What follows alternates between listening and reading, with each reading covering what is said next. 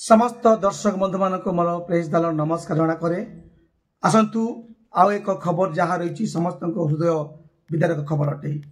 तो उत्कल बाप्टिस्ट मंडली सम्मिलनी अंतर्गत शाखा मंडली गोड़ा आज से शाखा मंडली चालक स्वर्गत जहाँकि आम मैंने गाब्रिएल सिंह को आज हराइछु।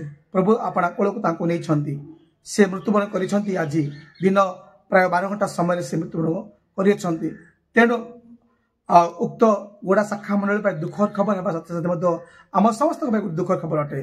तेणु जन्म हो 1974 साल 1 मास मध्य पुणी मृत्युवरण घटी आज 3/8/2025 मृत्युवरण घटी अच्छी।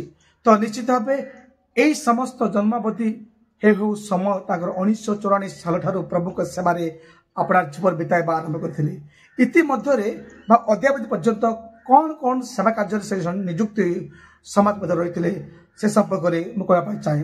देखो प्रिय दर्शक बंधु मैंने से प्रभु सेवार प्रथम थर संपादक काम 2 थर कर चालक्य प्राय 11 थर से कार्यरत होती। तो संडे स्कूल अध्यक्ष मध्य से 10 थर नियुक्त होती।